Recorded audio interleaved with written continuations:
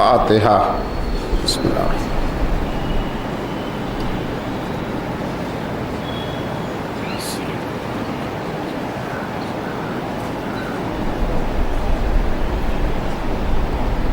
اعوذ باللہ من الشیطان اللعین الرجیم، بسم اللہ الرحمن الرحیم۔ الحمد للہ رب العالمین، والصلاة والسلام والتحیۃ والاکرام ابی القاسم محمد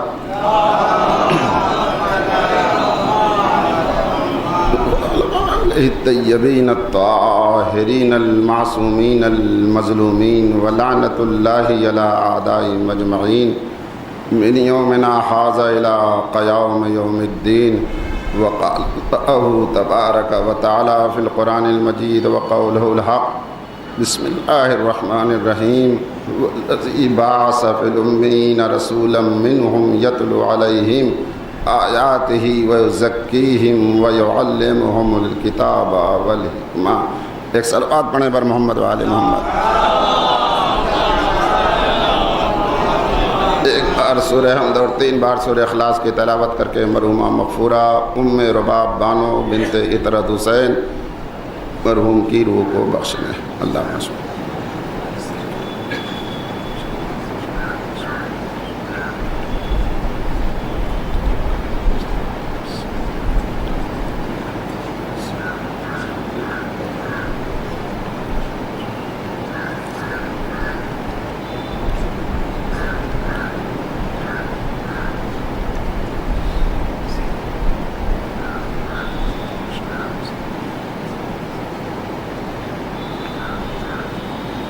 ایک صلوات پڑھتے ہیں محمد علی محمد۔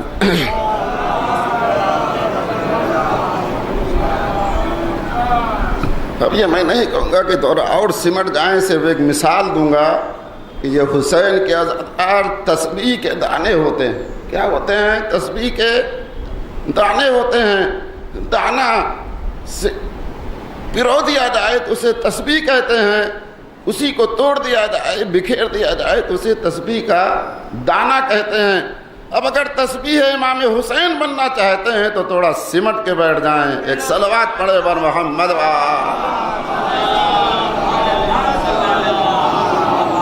تو عزیزان محترم، جس آیے کریمہ کو میں نے اپنا موضوع سخن قرار دیا ہے، سورہ مبارک جمعہ کی آیے کریمہ ہے، جس میں اعلان پروردگار ہو رہا ہے۔ وہ اللہ جس نے انہی میں سے ایک رسول کو مبعوث کیا، جس رسول کا کام یہ ہے کہ تمہیں کتاب و حکمت کی تعلیم دے اور تمہارے نفس کو پاک و پاکیزہ بنائے۔ عزیزو، یہ انسان ہی ہے جس کی ہدایت کے لیے اللہ نے 1,24,000 انبیاء کو بھیجا، جبکہ ہزاروں مخلوقات ہیں۔ لا تودوہا ولا تحصوہا، نہ کوئی شمار کر سکتا ہے، نہ گن سکتا ہے کہ اللہ کی مخلوقات کتنی ہیں، اور ایک سے ایک مخلوق ہے، لیکن سب سے افضل جو مخلوق ہے، اشرف المخلوقات جنہیں کہا گیا ہے، وہ انسان ہے۔ آپ نے کہیں نہیں سنا ہوگا کہ اللہ نے پہاڑوں کی ہدایت کے لیے انبیاء بھیجے، جنگلوں کی ہدایت کے لیے انبیاء بھیجا، صحراؤں کی ہدایت کے لیے انبیاء بھیجا۔ کہیں آپ نے نہیں سنا ہوگا ہدایت کے لیے اگر انبیاء کو بھیجا تو وہ حضرت انسان ہے۔ تو سوال یہ پیدا ہوتا ہے کہ بھائی جو خود اشرف مخلوقات ہے، سب سے اچھی مخلوق ہے، سب سے بہتر مخلوق ہے، سب سے خوب مخلوق ہے، اس کے لیے بھیجنے کی ضرورت کیا تھی؟ بھائی بھیجا وہاں جاتا جو لاوارث ہیں، جن کے پاس عقل نہیں ہے، جن کے پاس شعور نہیں ہے، لیکن اس کے باوجود اللہ نے بھیجا تو ہم انسانوں کے لیے بھیجا۔ کوشچن ہوتا ہی نہیں ہوتا، سوال ہو رہا نہیں ہو رہا ہے۔ تو عزیزو، جہاں جس نتیجے میں میں پہنچا ہوں، اللہ کی جتنی بھی مخلوقات ہیں، اللہ نے انہیں خلق کر دیا، جو حکم دے دیا وہ سب اپنے عمل میں سرگرم ہیں، لیکن یہ انسان ہی ہے کہ جس کی ہدایت کے لیے ضرورت پڑی کہ اللہ انبیاء کو بھیجے۔ کیوں؟ سب سے بڑی خامی اور کمی کیا تھی انسان کے اندر؟ کہ اللہ نے جس مخلوق کو جہاں پیدا کیا وہ سب اپنی حد میں ہیں، لیکن حضرت انسان اپنی حد سے آگے بڑھ گیا۔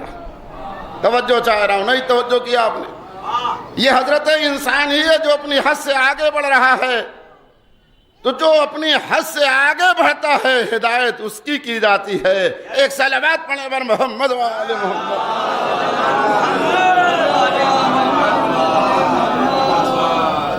اس سے بہتر ایک صلوات پڑھ دے بر محمد و آل محمد۔ کیونکہ سارے خطرات یہی ہیں، ہر انسان اپنی حد سے آگے بڑھنا چاہ رہا ہے، یہیں سے ہمارے اندر کمیاں اور خامیاں پیدا ہو رہی ہیں۔ آج جو سماج اور معاشرے میں جھگڑے اور فسادات پائے جا رہے ہیں، اختلافات پائے جا رہے ہیں، ان سارے فسادوں کی جڑ ہر انسان عہدہ چاہتا ہے، ہر انسان اقتدار چاہتا ہے، ہر انسان رتبہ چاہتا ہے۔ لہٰذا ضرورت یہ تھی کہ انہیں سمجھایا جائے، اپنی حد میں رہو گے تو سب مل جائے گا۔ ایک صلوات پڑھیں بر محمد و آل محمد۔ اور بھائی سارا جھگڑا اسلام میں یہی ہے۔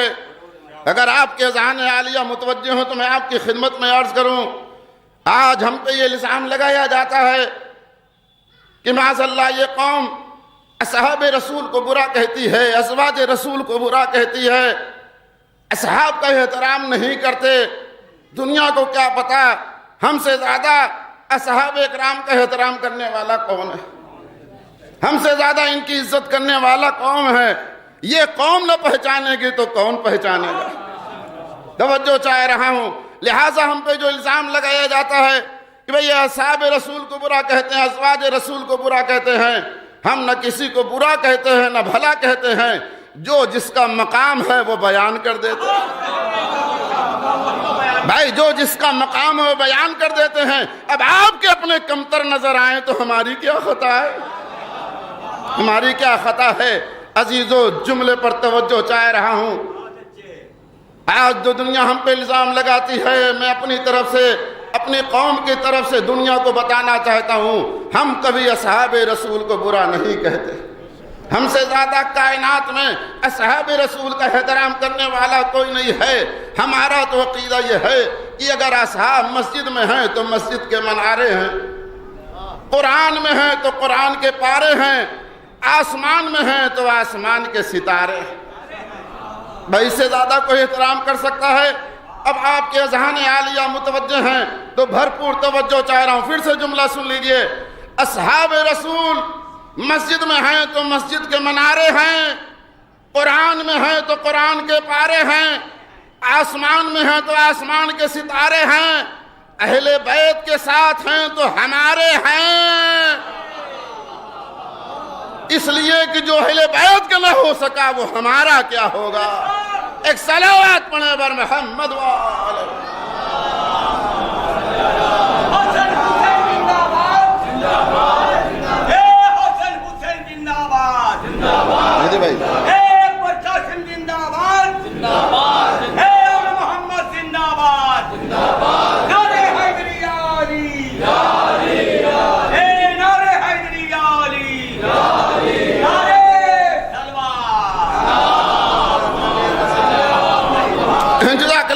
سلامت رکھیں۔ تو ہمارا معیار نظر یہ ہے جو اہل بیت کے ساتھ ہے وہ ہمارا، جو اہل بیت کے ساتھ نہیں ہے وہ ہمارا نہیں ہے۔ اس لیے کہ جو ان کا نہ ہو سکا وہ ہمارا کب ہوگا؟ اور عزیزو دنیا ہمارا عقیدہ سننا چاہتے تو سن لے۔ ہمارا تو عقیدہ اس حد تک ہے کہ اگر کوئی اصحاب رسول کو برا کہتا ہے اسے ہم شیعہ تو شیعہ مسلمان بھی نہیں سمجھتے۔ توجہ چاہ رہا ہوں، مجمع کے آخر تک توجہ چاہ رہا ہوں۔ ہمارا عقیدہ یہ ہے کہ اگر کوئی اصحاب رسول کو برا کہتا ہے اسے ہم شیعہ تو شیعہ مسلمان بھی نہیں سمجھتے۔ اور دنیا عقیدہ سن لے، اگر کوئی اصحاب رسول کو برا کہتا ہے تو اس پر ایک بار نہیں 1000 بار لعنت۔ بھائی اس سے زیادہ بڑھ کے دنیا کا کوئی مسلمان اپنا عقیدہ بیان نہیں کر سکتا۔ لیکن آخری جملے پر توجہ چاہ رہا ہوں. ہمارا عقیدہ یہ ہے کہ ہم کسی صحابی رسول کو برا نہیں کہتے. اگر کوئی کسی صحابی رسول کو برا کہتا ہے تو اسے ہم شیعہ تو شیعہ مسلمان بھی نہیں سمجھتے. اگر کوئی صحابی رسول کو برا کہتا ہے تو اس پہ ایک بار نہیں 1000 بار لعنت. لیکن اگر کوئی کسی برے کو صحابی کہے، ایک صلوات پڑھیں پر محمد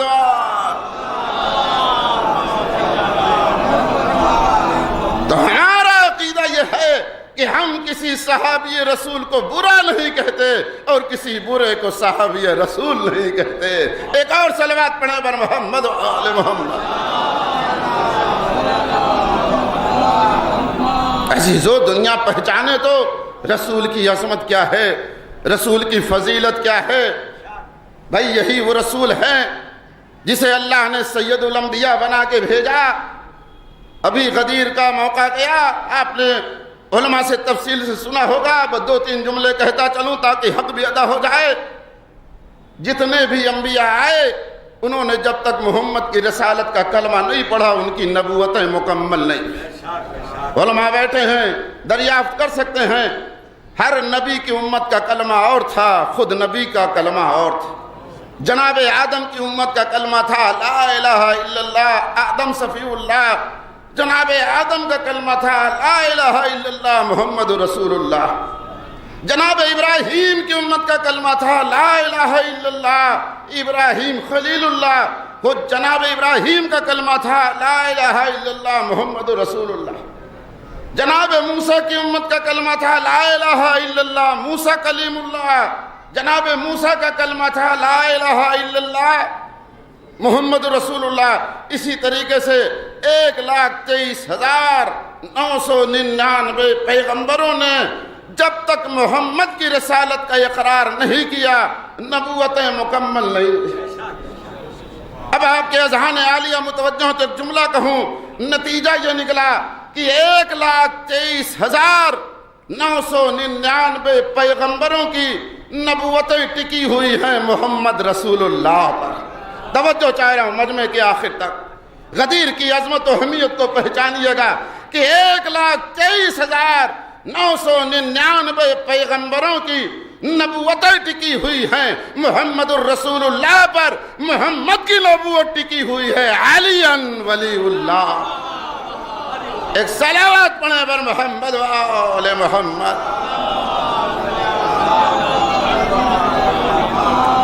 یعنی اگر 1,23,999 پیغمبر محمد رسول اللہ نہ کہیں تو ان کی نبوتیں مکمل.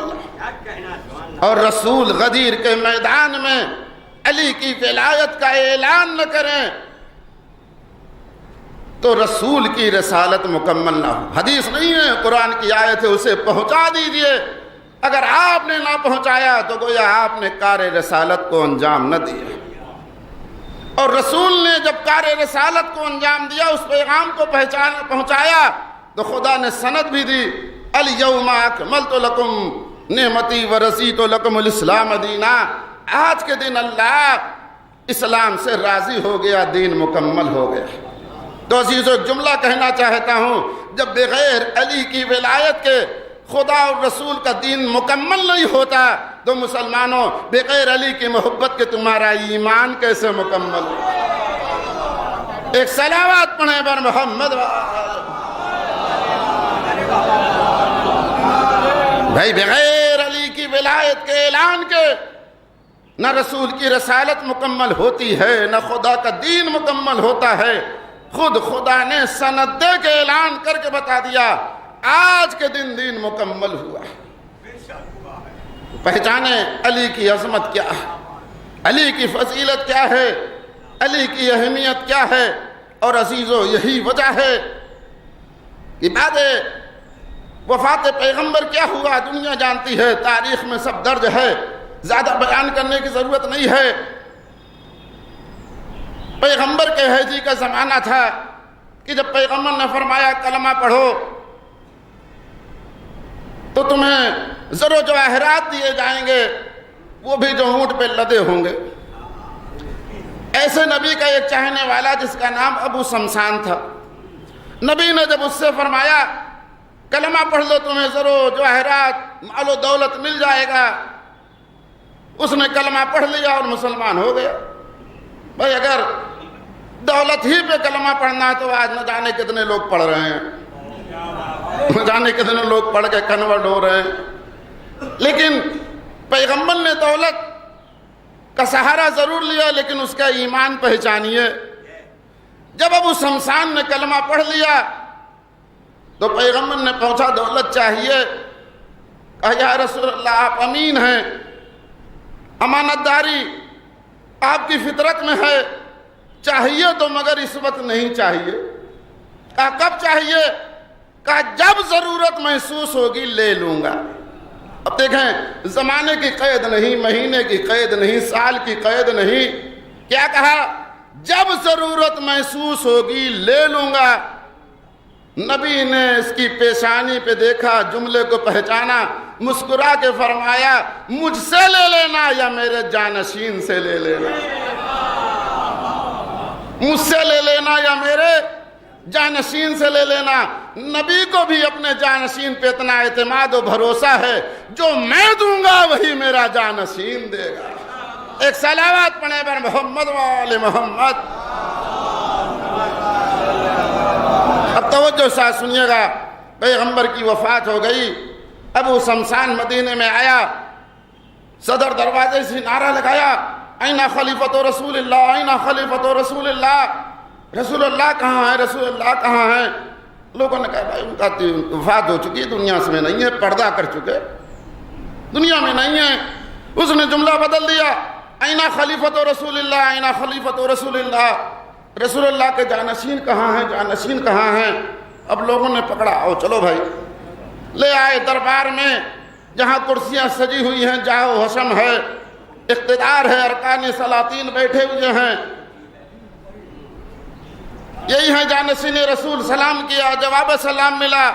پہنچتے ہی ابو شمسان نے پہلا جملہ کہا اے جانشین رسول وعدہ رسول وفا کر دیجئے۔ توجہ چاہ رہا ہوں، اے جانشین رسول وعدہ رسول وفا کر دیجئے۔ اب ان کو کیا پتا کیسا وعدہ، کیا پتا بھائی کیسا وعدہ؟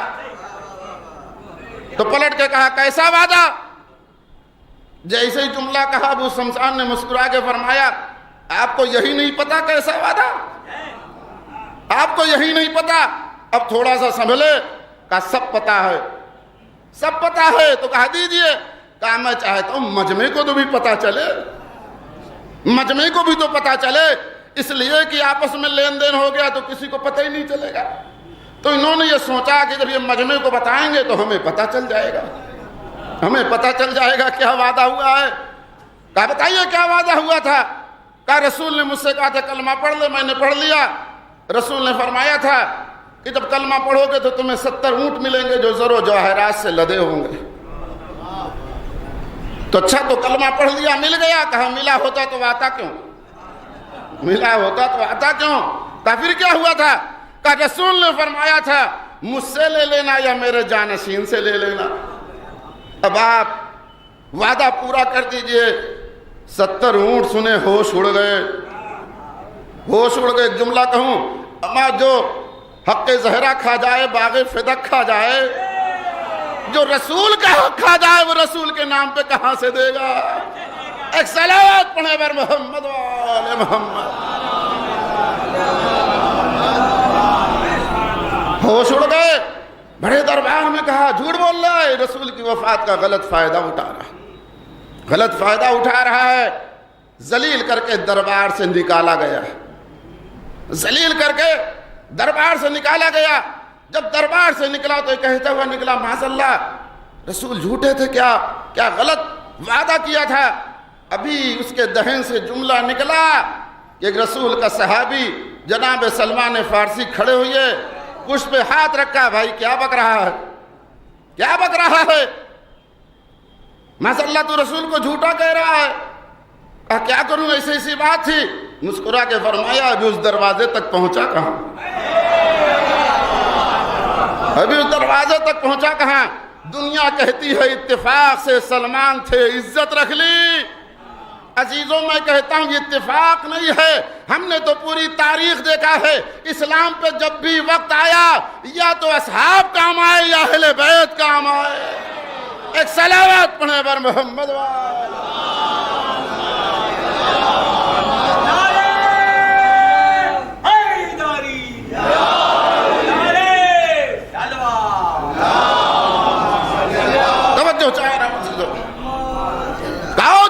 ساتھ ایک ایسے دروازے پہ لے آئے جہاں بوریے کا پردہ ہے، میری طرف متوجہ رہیے گا، جہاں ایک بوریے کا پردہ ہے، لکڑیوں کا ٹوٹا ہوا دروازہ ہے۔ ابو سمسان کے ذہن میں ایک تصور پیدا ہوا، وہ محل والا، یہ بوریا، یہ ٹوٹے ہوئے دروازہ، ابھی سوچ ہی رہا تھا کہ سلمان نے کوہنی ماری ہو، کیا سوچ رہا ہے؟ آپ دیکھیں جو اس دروازے سے وفا کرتا ہے اس کا علم کس منزل پہ۔ کوہنی مار کے کہا کیا سوچ رہا ہے؟ زلزلہ آیا، کچھ تو نہیں؟ کہا سوچ کیا رہا ہے؟ آ تو میرے ساتھ۔ آئے، اس دروازے پہ سلام کیا، مولا نے سلام جواب دیا، ابو سمسان کا نام لیا، اس کے باپ کا نام لیا، دادا کا نام لیا، پردادا کا نام لیا، آپ کی زبان میں کہوں سگڑ دادا کا نام لیا، کئی نسلوں کا جب نام لے لیا۔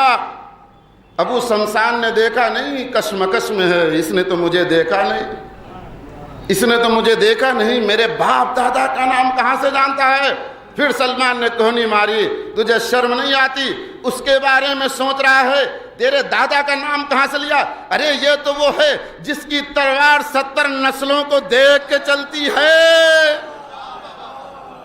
اگر وہ علی تیرے 70 نسلوں کا نام بتاتے تو تعجب کیا؟ علی باہر نہیں نکلے، کہا کہہ دو جائے اطمینان سے مسجد میں سوئے، کل جانشین رسول وعدہ رسول وفا کرے گا۔ پورے مدینے میں اعلان کر دو فلاں صحرا میں جانشین رسول وعدہ رسول وفا کرے گا۔ اب یہ آیا مسجد میں اطمینان کی نیند سو رہا، اب دل چاہتا ہے میں اپنی زبان میں عرض کروں، اے ابو سمسان، ابھی تو بے چین تھا، پریشان تھا، یہ بوریے کا پردہ، ٹوٹی ہوئی لکڑیوں کا دروازہ، اتنی دولت کہاں سے دے گا؟ اب اطمینان میں مسجد سے سو کیوں رہا ہے؟ ابھی دیکھا نہیں کیوں سو رہا ہے؟ عجب نہیں ابو سمسان مسکرا کے آواز دے، تجھے نہیں پتا شب ہجرت سونے والا مجھ سے کہہ رہا ہے، شب ہجرت سونے والا مجھ سے کہہ رہا ہے علی سو جائیں تو رسول کی جان بچ جائے، علی کے کہنے پہ میں سو جاؤں تو مجھے میرا مال مل جائے۔ ایک صلوات پڑھیں بر محمد تو جو فرما رہے ہیں، پورے مدینے میں اعلان ہو گیا، ایک حشر بپا ہے کہ اتنی بڑی دولت کہاں سے علی دیں گے؟ علی بھی چلے تو جھومتے ہوئے چلے، ساتھ میں امام حسن اور ایک چھوٹا سا نیزہ اور کچھ بھی نہیں۔ اب ظاہر ہے کوئی ادھر دیکھ رہا ہے، کوئی ادھر دیکھ رہا ہے، اب ظاہر اتنی بڑی دولت جیب میں رکھنے والی تو ہے نہیں کہ جیب جھانک رہے ہیں لوگ، کہاں رکھے ہیں علی؟ علی جھومتے ہوئے چلے جا رہے ہیں، مجمع محو حیرت ہے، اتنی بڑی دولت کہاں سے دیں گے؟ عزیزو جب اس صحرا میں پہنچے پھر بآواز بلند کہا، کیا کہتا ہے جانشین رسول وعدہ رسول کو وفا کرے؟ اب عزیزو مجمع میں کوئی اٹھ کے یہ دعویٰ نہیں کر رہا ہے علی کیا کہہ رہے ہیں، علی کیا کہہ رہے ہیں؟ علی نے پھر بآواز بلند کہا، ابو شمسان کیا کہتا ہے جانشین رسول وعدہ رسول وفا کرے؟ مجمع میں سناٹا ہے، سروں پہ طائر بیٹھے ہوئے ہیں، اور کیوں نہ بیٹھیں، جانتے ہیں دعویٰ کریں گے تو دیں گے کہاں سے، دعویٰ کریں گے تو دیں گے کہاں سے؟ جب 3 بار یہ نعرہ لگایا کوئی نہ اٹھا تو مولا نے مسکرا کے فرمایا، بیٹا حسن زمین سے ریت ہٹاؤ، ذرات کو ہٹاؤ۔ ذرات ہٹائے گئے تو ایک رسی نمودار ہوئی جسے مہار کہتے ہیں۔ امام نے فرمایا اس مہار کو کھینچ ابو شمسان۔ جب اس نے کھینچا تو اونٹ، 1 اونٹ، 2 اونٹ، 3 اونٹ، 4 اونٹ، جب 70 ہو گئے مولا نے کہا گن لے، ہاتھوں کو جوڑ کے کہتا مولا مکمل ہو گئے، مولا مکمل ہو گئے۔ جملہ سنیے گا، قسم خدا کی علی کی سخاوت ہے، نبی نے تو 70 کا وعدہ کیا تھا، اگر لینے والا اپنے ہاتھوں کو نہ سمیٹ لیتا تو علی قیامت تک اونٹوں کی قطاریں دیتے رہتے۔ ایک صلوات پڑھیں بر محمد و آل محمد۔ بھائی لینے والا خود تھک گیا، لیکن علی کی عطا میں کمی نہیں آئی، اور وہ بھی امام حسن سے کہا، اور جب 70 اونٹ لے چکا مسکراتا ہوا چلا تو امام حسن کو خطاب کر کے کہتا ہے واہ جانشین رسول، واہ جانشین رسول۔ تو امام حسن نے مسکرا کے فرمایا میں جانشین رسول نہیں ہوں، جانشین رسول کا جانشین ہوں۔ توجہ چاہ رہا ہوں، میں جانشین رسول نہیں، جانشین رسول کا جانشین ہوں۔ اس کا مطلب یہ ہے کہ علی نے اس عمل سے واضح کر دیا تنہا مجھے ہی نبی کا جانشین نہ سمجھنا، میرے بعد بھی ہیں۔ ایک صلوات پڑھیں بر محمد و آل محمد۔ عزیزو دنیا نے انہیں پہچانا کہاں؟ نہ رسول کو پہچانا، نہ جانشین رسول کو پہچانا۔ عزیزو اب ایک جملہ اور کہتا چلوں، آپ کے ذہن عالیہ متوجہ ہیں، جب آج تک یہ دنیا ہمارے مراجع کو نہ سمجھ سکی تو اصحاب رسول اور جانشین رسول کو کیا سمجھے؟ بس ایک نسخہ، وہ بھی اس لیے بیان کر رہا ہوں کہ آپ ایسی جگہ بیٹھے ہیں جہاں اول وقت اذان ہوتی ہے، اول وقت نماز ہوتی ہے، اور کہا بھی گیا ہے کہ 45 سے 50 منٹ میں مجلس تمام بھی ہونا ہے تاکہ نماز کی اولیت پہ فرق نہ آئے۔ تو بس ایک جملہ سنتے جائیے، رسول کی حدیث ہے، رسول فرماتے ہیں اگر کوئی شخص اول وقت نماز کو پڑھتا ہے اس کا فائدہ کیا ہے؟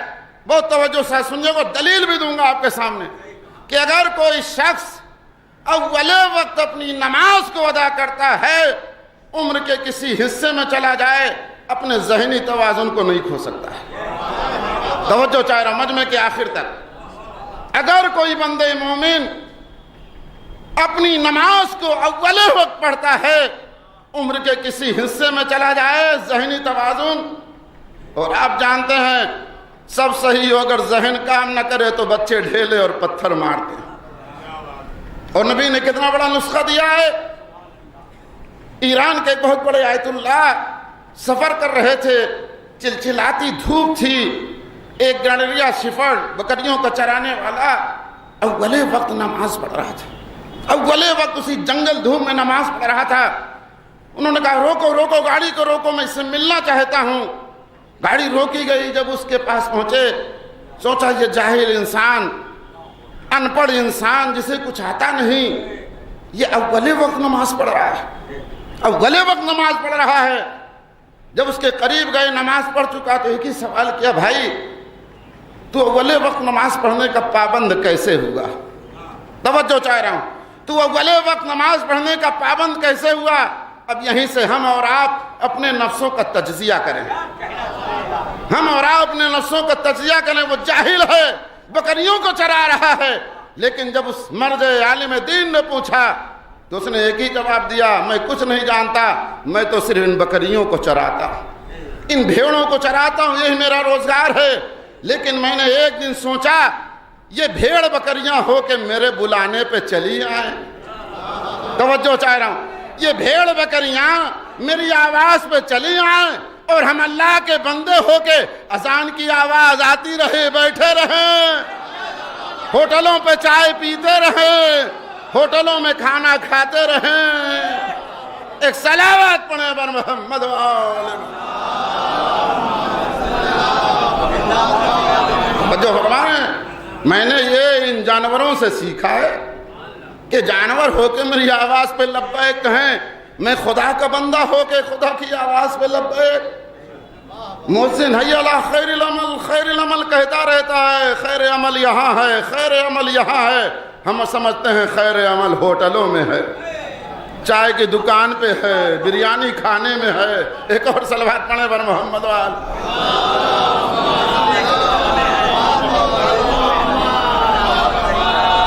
دلیل کے کوئی دعویٰ پیش ہی نہیں کرتے، دلیل معصوم کی نہیں دوں گا، غیر معصوم کی دوں گا۔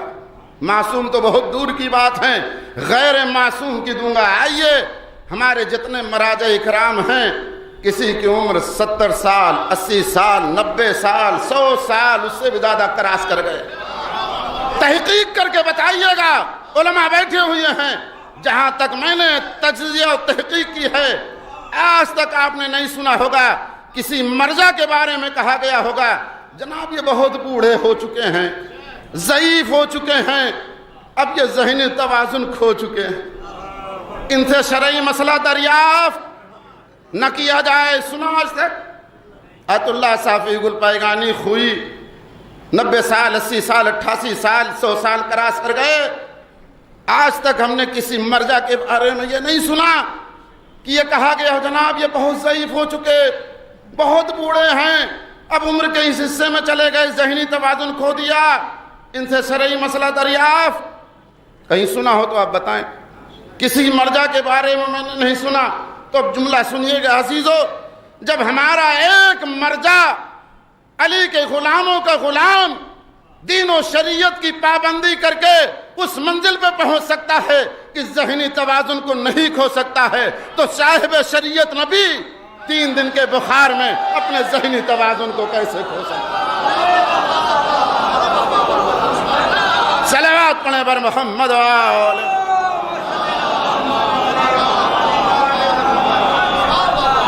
سوچنے کی بات ہے، غور کرنے کی بات ہے۔ وہ صاحب شریعت، بانی شریعت، جس کی شریعت پہ ہمارا مرجع عمل کر کے عمر کے اس حصے میں چلا جائے، ذہنی توازن کو نہ کھوئے، تو بانی شریعت 3 دن کے بخار میں۔ اس کا مطلب ہے تم نے نہ نبی کو سمجھا ہے نہ علی کو سمجھا۔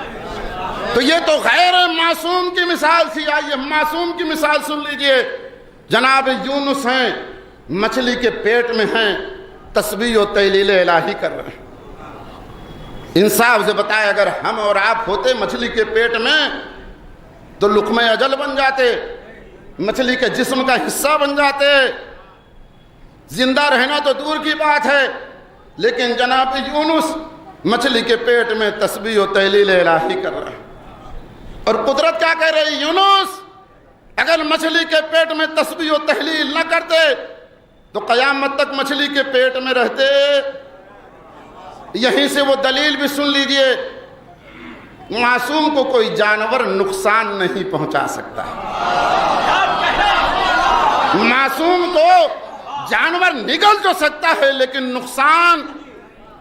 یہیں سے ہم ائمہ معصومین کی تاریخ پیش کرتے ہیں۔ متعدد بادشاہوں نے امتحان لیا، جانوروں نے قدم بوسی کی ہے، نقصان نہیں پہنچایا۔ تو معصوم کو جانور، پانی، آگ کبھی نقصان نہیں پہنچا سکتی۔ تینوں مثال ہے۔ جناب یوسف کو پانی، کنویں کے پانی نے نقصان، جناب ابراہیم کو آگ نے نقصان، جناب یونس کو مچھلی نے۔ بالکل صحیح و سالم بیٹھے تسبیح و تحلیل الہی کر رہے ہیں، اور قدرت بھی کیا جملہ کہہ رہی ہے، تسبیح و تحلیل الہی نہ کرتے تو قیامت تک مچھلی کے پیٹ میں رہتے۔ اب ایک جملہ اور سن لیجئے، بس آخری بات ہے ربط مصائب، اپنے وقت میں گنجائش نہیں ہے، سوتا تو بہت کچھ تھا۔ عزیزو تسبیح و تحلیل الہی کر رہے ہیں، اللہ کیا کہہ رہا؟ الی یوم الدین، قیامت تک کسی مچھلی کے پیٹ میں رہتے۔ اب آپ سے سوال ہے، ایک مچھلی کی زندگی کتنی ہے؟ ایک مچھلی کی حیات کتنی ہے؟ 10 سال، 5 سال، 8 سال، 20 سال، اس سے زیادہ نہیں ہے۔ اور اللہ کہہ رہا ہے قیامت تک مچھلی کے پیٹ میں رہتے۔ اس کا مطلب یہ ہے کہ جب تک جناب یونس زندہ رہتے وہ مچھلی بھی زندہ رہتی۔ تو جو اللہ، اس لیے کہ انہوں نے دین کے تحفظ کے لیے اپنا بھرا گھر لٹا دیا، اپنے کو قربان کر دیا، خود پیاسے رہ گئے، ہمیں پانی پلا دیا۔ ایک ماں کے اصالہ ثواب کے سلسلے کی یہ مجلس ہے، اور ہمارا معیار یہ ہے، ہم اہل تشیع کا، ہماری قوم کا، جب ہمارا طرف سے قافلہ گزارا گیا، کیوں؟ پتا تھا جب شہداء کے جنازے کو دیکھیں گے تو تڑپیں گے، چیخیں مار مار کے روئیں گے۔ ارباب عزا، آپ کی آواز گریہ بلند، ایک جملہ کہوں، آپ نے مصائب کو اپنی آنکھوں سے دیکھا نہیں ہے، سنا ہے۔ آج 1400 سال کے بعد جب آپ سن رہے ہیں تو چیخیں مار کے رو رہے ہیں۔ ذرا کوئی سجاد سے پوچھے، زینب سے پوچھے۔ ایک واقعہ غام پہ ٹھہرایا جہاں غلام ٹھہرائے جاتے تھے، جہاں کنیزیں ٹھہرائی جاتی تھی۔ کیوں؟ اس لیے تاکہ ادھر سے کوئی گزرے تو اہل بیت کو عزت کی نظر سے نہ دیکھے، حقارت کی نظر سے۔ تو لہٰذا یہ قافلہ جہاں ٹھہرایا جاتا تھا، جہاں غلام اور کنیزیں فروخت کی جاتی تھی، اے عزادارو قیامت ہو گئی۔ جہاں یہ قافلہ ٹھہرایا گیا تھا اسی محلے میں زینب کی آزاد کردہ کنیز تھی جس کا نام زکیہ تھا۔ بہت گریہ کرو گے عزادارو، قیامت کے جملے ہیں آگے، رونا نہ آئے تو گھر پہ سوچ کے روئیے۔ زینب کی آزاد کردہ ایک کنیز ہے جس کا نام زکیہ ہے۔ زکیہ کو زینب نے آزاد کیا تھا تو دست ادب جوڑ کے کہا تھا، بی بی اگر خدا نے کوئی بچی عطا کی تو آپ کی کنیزی میں دے دو۔ اجرکم اللہ، ان کے شوہر عبداللہ ہیں جو حسین کے غلام تھے، حسین نے آزاد کیا تو عبداللہ نے بھی ہاتھوں کو جوڑ کے کہا تھا، آقا حسین اگر خدا نے کوئی بیٹا عطا کیا تو آپ کی غلامی میں دے دو۔ اے عزادارو، دونوں کی شادی ہو گئی، اتفاق سے یہ دونوں نعمت اولاد سے محروم ہیں، نہ خدا نے کوئی بیٹی دی نہ بیٹا دیا۔ اے عزادارو، قیامت تو اس وقت ہوئی جہاں یہ لٹا ہوا قافلہ بیٹھایا گیا تھا، جہاں غلام اور کنیزیں بیٹھائے جاتے تھے۔ اتفاق سے عبداللہ کا گزر ہوا۔ عبداللہ کی نظر جناب سکینہ پہ پڑ گئی۔ کیا دیکھا؟ بڑی معصومہ بچی، بڑی پیاری بچی ہے۔ دل میں ایک تصور پیدا ہوا، کیوں نہ اس بچی کو خرید کر شہزادی زینب کا وعدہ پورا کر دیا گیا۔ اے عزادارو، انہیں کیا پتا کہ حسین کی بیٹی ہے۔ دوڑے ہوئے گھر آئے، کیا دیکھا؟ زکیہ سر کو جھکا ہوئے رو رہی ہے، پشت پہ ہاتھ رکھا، چونک گئی، میرے والی و وارث کیا بات ہے؟ کہا، بی بی جب گھر میں آتا ہو تو تو روتی رہتی ہے، جب گھر میں آتا ہو تو تو روتی رہتی ہے۔ آنسوؤں کو پونچھ کے فرمایا، عبداللہ وہ کنیز کیا کرے، وہ کنیز کیا کرے؟ گریہ نہ کرے تو کیا کرے؟ کہا، کیا ہوا؟ کہا، شہزادی زینب سے جو وعدہ کیا تھا آج تک پورا نہ ہوا۔ لگتا ہے قیامت آ جائے گی، موت آ جائے گی، لیکن وعدہ پورا نہ ہوگا۔ عبداللہ نے بازوؤں کو پکڑا، اے بی بی گھبراؤ نہیں، خدا نے چاہا تو آج یہ تیرا وعدہ پورا ہو جائے گا، خدا نے چاہا تو آج یہ تیرا وعدہ پورا ہو جائے گا۔ کہا، وہ کیسے؟ کہا، میں کنیزوں میں کنیز بیٹی کو دیکھ کر کے آیا ہوں، ایک بچی کو دیکھ کر کے آیا ہوں، بڑی معصومہ بچی ہے۔ میرا دل کہتا ہے اگر تو خرید لے گی تو تیری شہزادی زینب یہ تحفہ قبول کر لے۔ اے عزادارو، دونوں چلے، عبداللہ احترام میں دور رک گئے، جناب زینب جناب سکینہ کے قریب آئی۔ قریب آنے کے بعد جناب سکینہ کو اپنی آغوش میں بٹھایا، بالوں میں انگلیاں پھیرنا شروع کیا۔ تاریخ کہتی ہے جیسے جیسے زکیہ سینے سے لگا رہی تھی، بالوں میں انگلیاں پھیر رہی تھی، جناب سکینہ کے آنکھوں سے آنسو جا رہے تھے۔ حسین کی بیٹی رو رہی تھی، زکیہ نے سینے سے لگا کے فرمایا، اے بچی تو رو کیوں رہی ہے؟ تو رو کیوں رہی ہے؟ جواب سنیں گے عزادارو۔ ایک معصومہ بچی رو کے کہتی ہے، اے بی بی، بابا کی شہادت کے بعد پہلی مرتبہ کسی نے دستے شفقت پھیرا، ورنہ کسی کے ہاتھ بڑھے تو رخساروں پہ تماچے مارے، کانوں سے گوشوارے۔ اجرکم اللہ، اجرکم اللہ۔ خدا کسی غم لائے سوائے غم مظلوم کربلا۔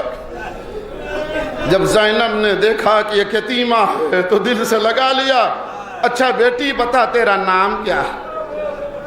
بتا تیرا نام کیا ہے؟ جناب سکینہ نے کربلا کا رخ کیا، بابا اے آنے والی بی بی نام پوچھ رہی ہے، کیا بتاؤ؟ رو کے فرمایا، بی بی بس اتنا سمجھ لو میں ایک یتیمہ ہوں، میں ایک یتیمہ ہوں۔ دوسرا سوال کر لیا، اچھا بتا تیرے باپ کا نام کیا ہے؟ تیرے بابا کا نام کیا ہے؟ پھر کربلا کا رخ کیا، بابا یہ تو آپ کا نام پوچھ رہی ہے، آپ کا نام پوچھ رہی ہے۔ جب کوئی جواب نہ ملا، کبھی بھی اتنا جان لے میرا باپ شہید راہ خدا، میرا باپ شہید راہ خدا ہے۔ تیسرا سوال کر لیا، بتا تیرا وطن کہاں، کہاں کی رہنے والی ہے؟ اب جناب سکینہ کی سسکیاں بدھ گئیں، کیوں نہ روئے؟ اس لیے کہ زندان شام کا واقعہ آپ نے سنا ہوگا۔ شام کو جب پرندے اڑتے تھے تو یہ پھوپھی اماں سے پکڑ کے ایک ہی سوال کرتی تھی، پھوپھی اماں ہیں تو زینب آواز دیتی تھی یہ اپنے اپنے آشیانے کو جا رہے ہیں، اپنے اپنے وطن کو جا رہے ہیں، تو حسین کی یتیمہ سینے پہ ہاتھ رکھ کے کہتی تھی ہم سے اچھے تو یہ پرندے، ہم سے اچھے تو یہ پرندے ہیں جنہیں وطن جانا نصیب ہو، اجرکم اللہ۔ پھر سوال کیا بیٹی تمہارا وطن کہاں ہے؟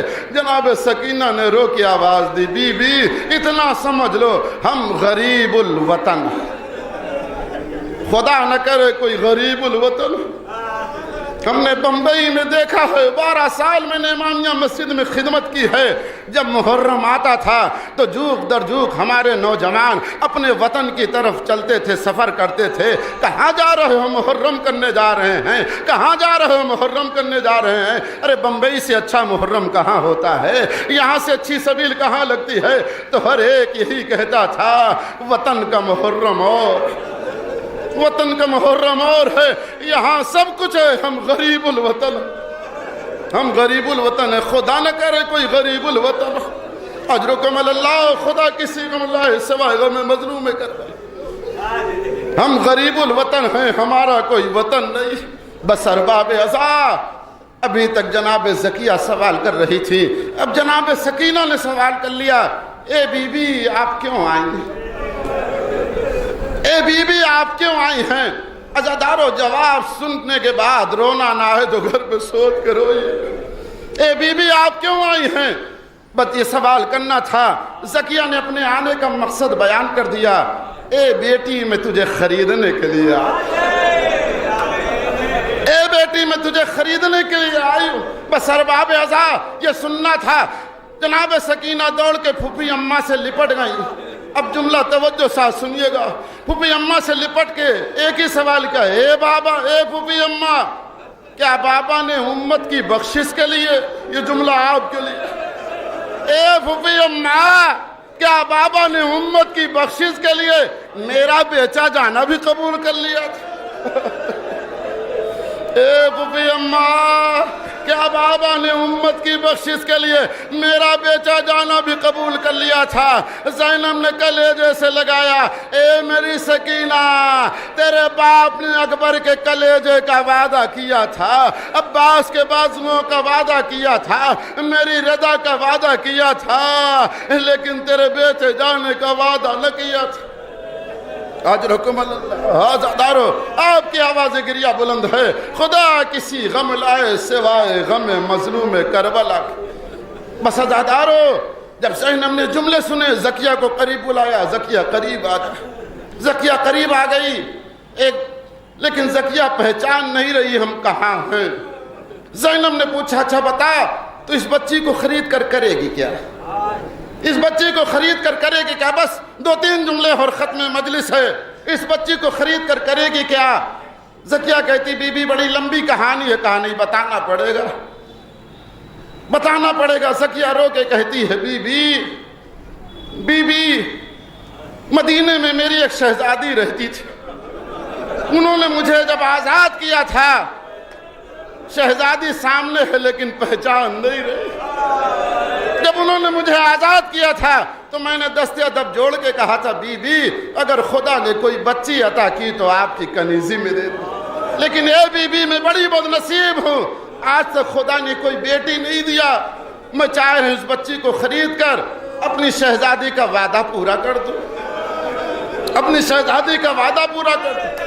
بس عزادارو زینب نے سوال کر لیا اچھا بتا تیری شہزادی کا نام کیا ہے؟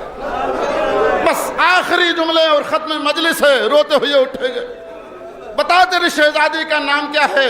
اتنا کہنا تھا، زکیہ کے پیشانی پہ بل آ گئے، رخ بدل گیا، چہرے کی عجیب کیفیت ہو گئی، کہا بی بی اس بچی کو بیچو یا نہ بیچو لیکن میری شہزادی کا نام نہ پوچھو، اے بی بی اس بچی کو بیچو یا نہ بیچو لیکن میری شہزادی کا نام نہ پوچھو۔ کہا کیوں؟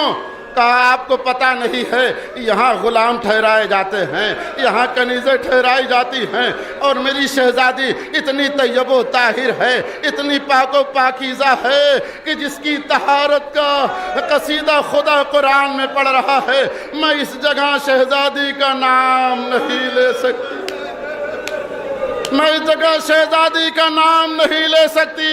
لو عزادارو قیامت آ گئی، زینب نے یہ جملے سنے، زینب کا دل بھر آیا، زکیہ کو سینے سے لگایا، اے زکیہ میں ہی تو تیری شہزادی زینب ہوں جسے خریدنا چاہتی ہے، حسین کی بیٹی سکینہ ہے، روداد کربلا سنائی، زکیہ خشکا کے گر پڑی، ہوش آیا تو قدموں پہ سر رکھ دیا، اے بی بی مجھے معاف کر دینا، مجھ سے بڑی گستاخی۔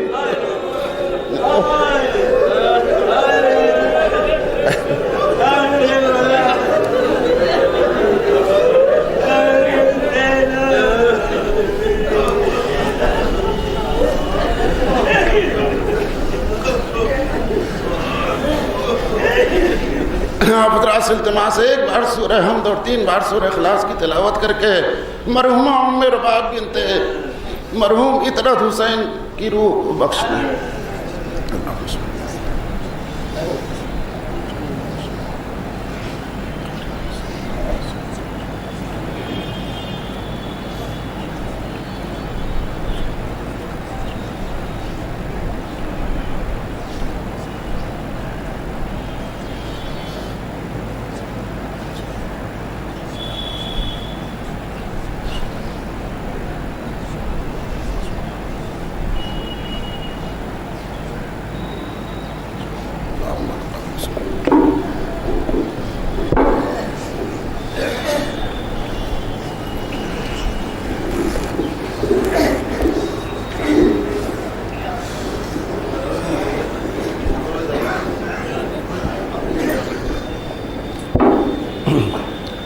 السلام علیکم باب اللہ، السلام علیکم رسول اللہ، السلام علیکم المؤمنین ابن سید الحسین، السلام علیکم فاطمۃ الزہراء سید نساء العالمین، السلام علیکم جمیع شہداء کربلا ورحمۃ اللہ وبرکاتہ، السلام علیکم مولایا غریب الغرباء، السلام علیکم معین الضعفاء والفقراء، السلام علیکم شمس الشموس، السلام علیکم انیس النفوس، السلام علیکم ایھا المدفون برد الدوس، السلام علیکم مغیث الشہید والزوار فی من جزا، السلام علیکم سلطان العرب والعجم، السلام علیکم ابو الحسن علی ابن موسیٰ رضا ورحمۃ اللہ وبرکاتہ، السلام علیکم صاحب العصر الزمان، علمان علمان علمان، السلام علیکم خلیفۃ الرحمان، السلام علیکم مظہر الایمان، السلام علیکم شیخ القرآن، السلام علیکم عامل زماننا ھذا عجل اللہ تعالی فرجک وصلی اللہ مخرجک و ظہورک وجعلنا من انصارک وانک ورحمۃ اللہ وبرکاتہ۔ آپ حضرات سے گزارش ہے کہ اگلے اتوار یعنی 16 جولائی کو 27 ذی الحجہ کو سون گاؤں باب المراد بن کے 40ویں کی مجلس ہوگی۔ آپ تمامی حضرات سے گزارش ہے مجلس ٹھیک 10 بجے شروع ہو جائے گی، 8 بجے قرآن خوانی ہوگی، آپ حضرات تبرک لے کر کے جائیں۔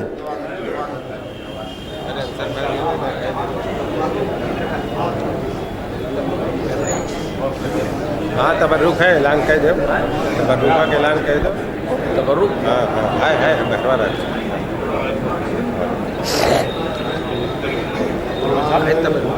مومنین تشریف رکھیں، تبرک لے کر جائیں۔